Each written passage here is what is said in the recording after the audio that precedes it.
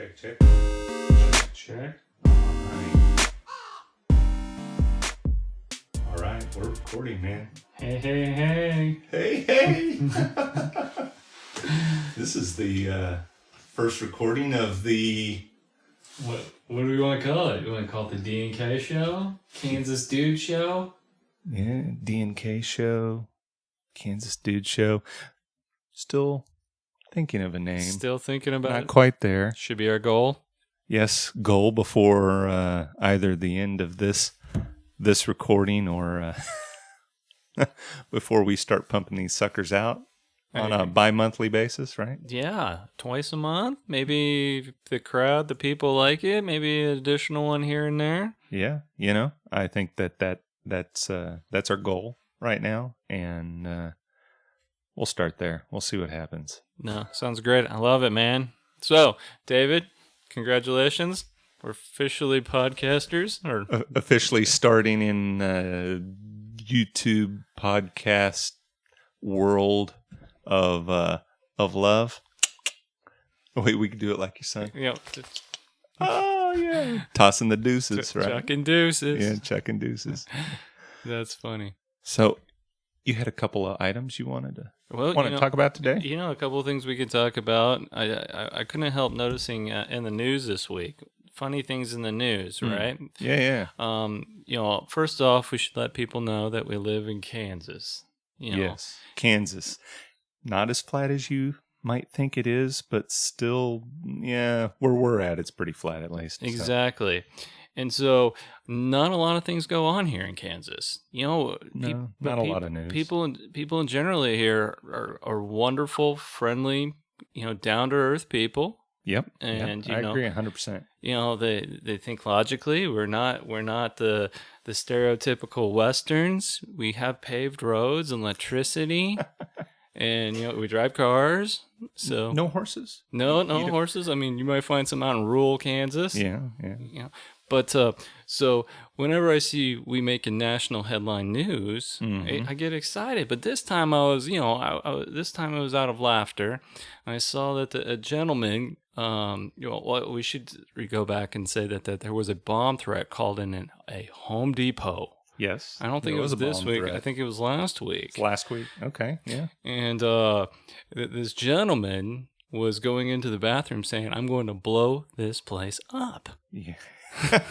I can say I've used that term before, typically in household family, friendly company, but right? Never gone into the Home Depot bathroom. With your friends or family, right? Now, hey, no. Out of complete respect for the guy, hey, he's giving people warning shots. He was trying to prepare all the other men who would typically in that situation understand what he was saying. Use the restroom. Hey, I'm going to blow this place up. You might want to get out of here. Yeah. I mean, I think any logical man who, has a family or has friends can completely relate to this individual. Say, yes, hey, I got to use this bathroom, But, he was being funny about it. He didn't want to, just trying to make an uncomfortable thing comfortable. Mm-hmm. And unfortunately, I think someone actually took it as a serious threat. They went a little too far. Thought it was, thought he was being serious when really it was just going to be a stank bomb. Exactly. So, in lieu of this conversation, the police came.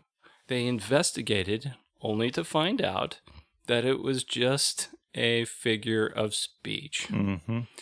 And thank God it was. I mean, gosh, it'd be terrible to have a bomb threat at a Home Depot. Yeah, it would. But in light of this gentleman's warning shot to the Home Depot, I thought we could come up with some creative other ways of saying other than I need to blow the bathroom up. Tear it up. That's common. I need to, drop a deuce. Drop the kids off at the pool. Take the Browns to the Super Bowl. Who does number 2 work for? Yeah. Yes. Or just go, hey, I got number 2 coming. Yeah. Let's get out of here. Prepare yourself for the stank bomb. Something that identifies it not as an explosive device, but Exactly. Well, yeah. My son sometimes will use in the morning, oh, hey, my morning peruse has come. I thought that was pretty clever for a 9-10-year-old child to come be up able with. To throw that one out. Yeah, no kidding. Exactly. So anyway, I guess my warning shot to the whole world is if I'm going to use the restroom, I'm definitely not going to go out and tell to a Home Depot, hey, I'm going to blow this place out. No, yeah, I don't understand. I don't understand what happened with people where they've gone from being jovial and connected to this adversarial situation. Everything's adversarial. Everything is. The road is. Interactions with people in a store, with the staff. It's like we're all bent up in this on edge. Yep. On this edge. I don't get it. I don't either. But I think the goal of our show should be to keep it light and positive. Absolutely. Spread fun facts of the world and not talk about negative political things that will just upset people, because I think there's enough of it in the world. I mean, I can turn on CNN or the 700 Club, and every day there's something on there that's just disturbing. Or MSNBC, Fox News. It's 24 hours of empty space that's filled with crap most of the time to either scare people or drive them to do weird things. I hear you. I totally agree. It's a lot of negativity, unfortunately. So we don't want that. No. So stepping back. But hey, David, we should tell our backgrounds a little bit. Mm-hmm. Here we are. We're talking on the worldwide interweb, and they don't know who we are. So no, they don't. David and I have known each other. 1995. 1995. Oh my goodness, that's 20 plus years. It is 20 plus years. That's rather impressive. And I want everyone to know that neither one of us are from Kansas, actually. No, neither one of us are. Where were you born, David? I was born in Oklahoma. That's right. And I was born in Minnesota. Yeah. And we met in Houston, Texas. In Houston, Texas. I know you've moved around a couple different places. I have. I've moved around a couple different places, and it's like where we were born, we did not stay. That's right. So the fact that we ended up as best friends for 20 plus years, living in here in Kansas, meeting in Houston, Texas, going to high school down there, is actually a really phenomenal thing. Well, it's the coincidences just keep coming up. Getting on the bus. School bus? Or you getting on the bus. I was already on the bus, I think it was. That's correct. And was that our first meeting, or was it in Earth Science?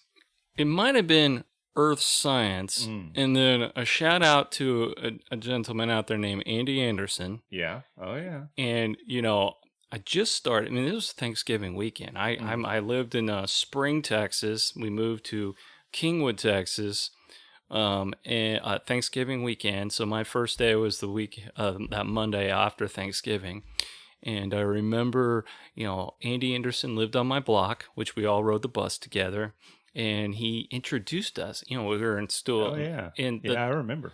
And I was in Earth Science, and if you remember, the education. I just moved from Kansas.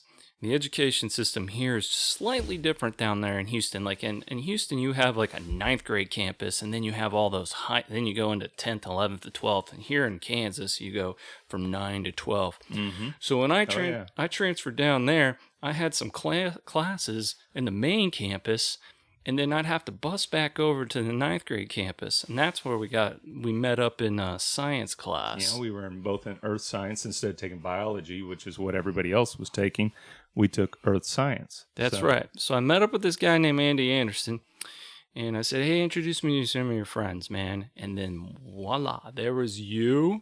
Mm-hmm. I think there was Pee-wee. Pee-wee. Yeah. Anthony Young. Yes, Anthony Young. Yes. Then there was Mr. Bechtel. Yes, Chris Bechtel. Yes, and then there was another Matt Aiken. Matt Aiken. Mm-hmm. I can't forget Matt. and you were all at the lunch table, and I mean, you all accepted me in part of that group like I was, never was a missing link. Exactly. And then you completed the circle. I completed the circle. And in our case, we completed 2 parts of a half, brothers from a different mother. That's right. Exactly. So, and you remember all those, I mean, our pastime was a lot of fun. In our high school, we cruise around in the Buick. Oh, yeah.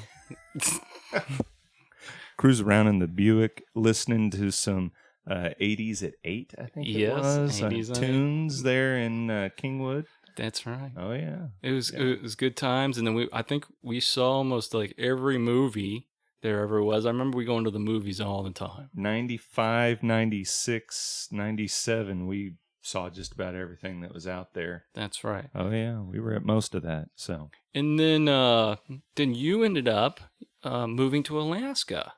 Did. Moved to Alaska my senior year. I want to rewind it just a little bit, though, because when we were talking about that I had family in Wichita. That's right. And my aunt taught first grade. That's right. And my aunt taught you in first grade. That's right. She was my first grade teacher. The irony of that, and what are the chances that that's going to happen? So that was another, the world is huge. And it feels like it's huge. And it feels like it's more connected now with the internet than it was when we were kids.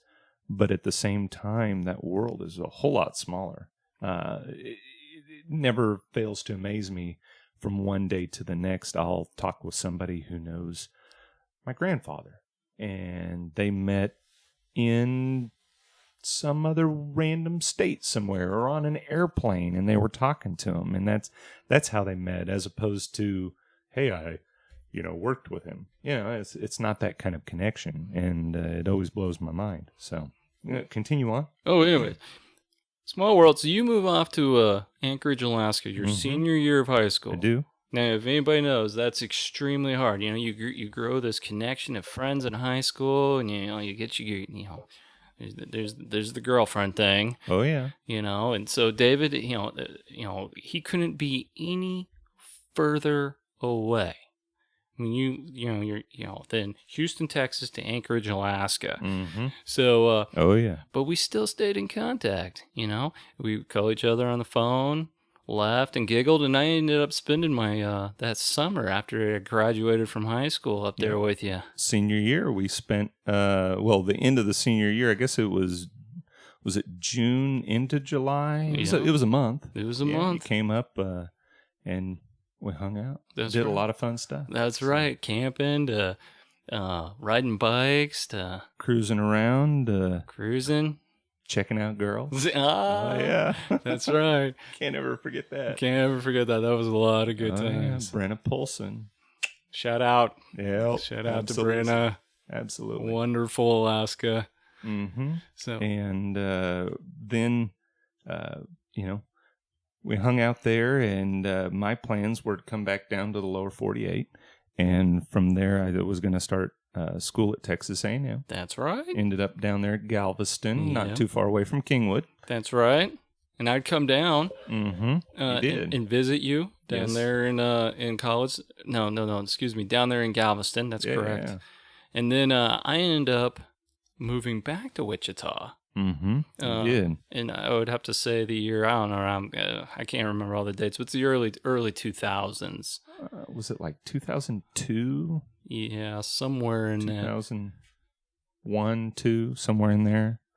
I think that's when it was. That's because so I was at Texas A&M. I was there for 2.5 years. My first year was in Galveston. My second year was in College Station.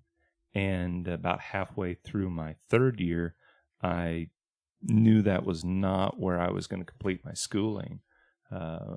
Architect by trade and education. Got my degree from Kansas State University, interior architecture program. Shout out.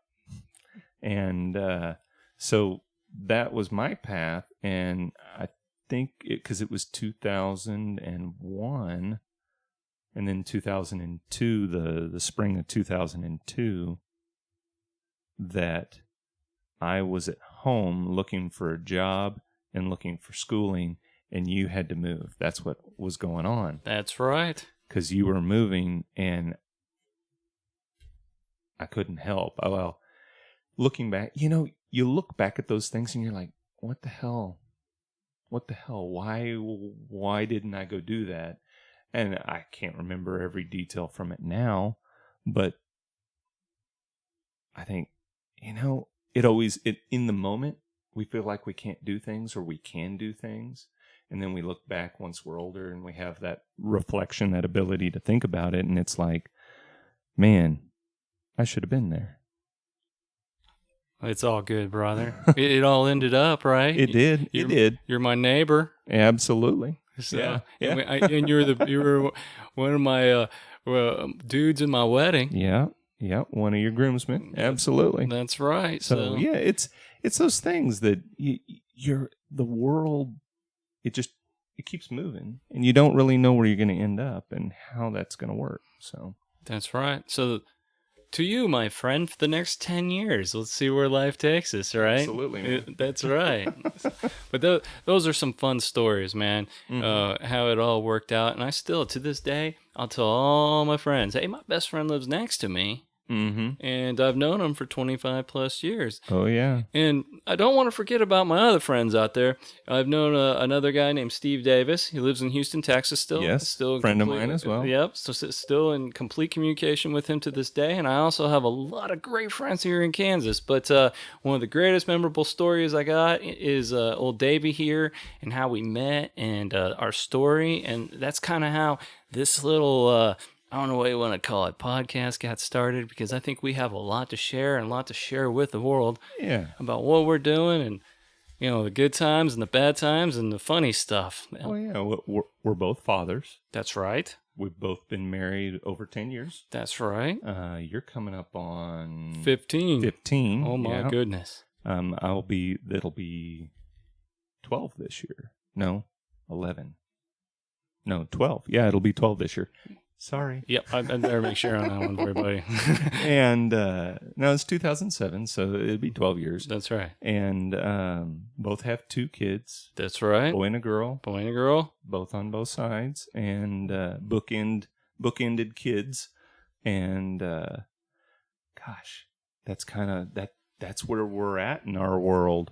And we know a lot of other people are like that too. And so it's... You can go from moving all around. You can go from being a kid to being an adult and still have your best friend. That's right. And it's even better when they live next door. Dude, it makes it so much easier. Oh, yeah. Like today, it's really, really cold. Mm-hmm. So it's just walking over there was really nice. I'm not going to lie to you.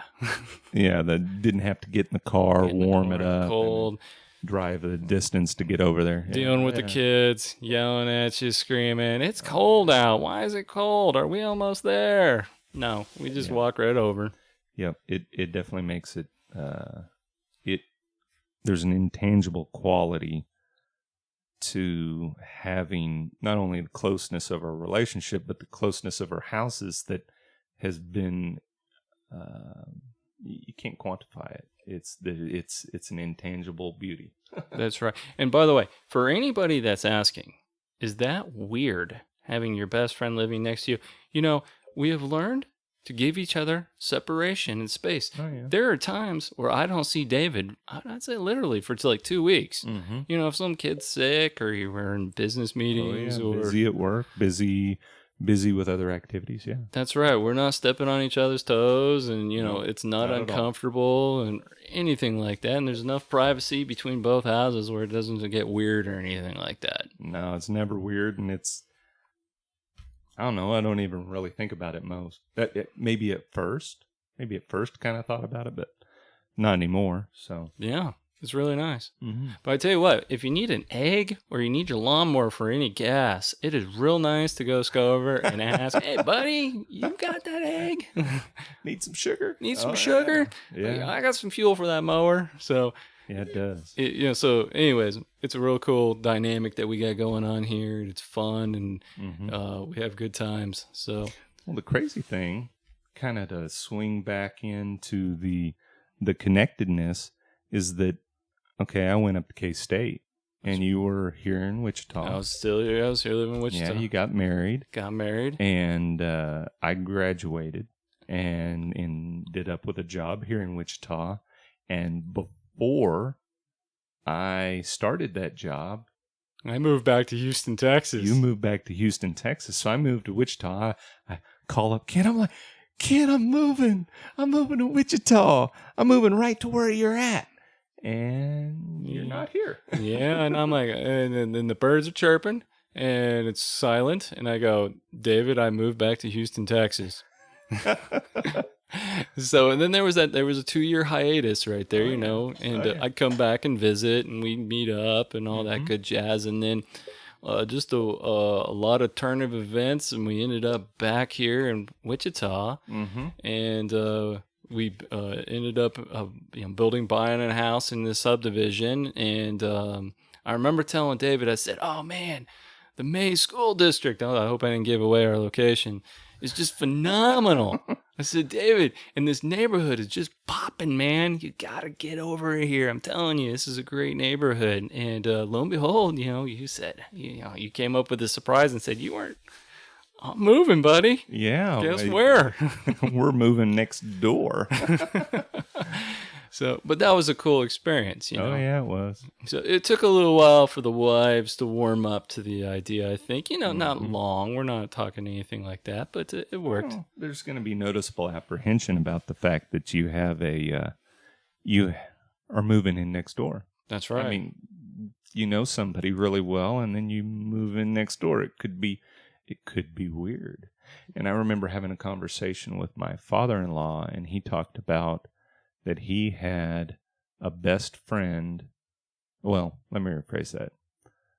He was talking about when he was first married and they were living down in Corpus Christi, I think it was where they lived. Could be. And the apartment complex they lived in, they had some really good friends that were right next door, or it was a house. Or essentially, he said, don't be worried. It'll be the best thing you'll ever have done. Shout out to David Russell. David Russell. You go, buddy. And he's right. Oh, yeah. That was no lie. Because for 10 years, no lie. Actually it'd be 9 years. I'm 10, you're 9. And it's been a great 9 years. Oh, yeah. So to the next 9-10 years, if you don't plan on moving on me. Don't plan on it. I don't plan on it either.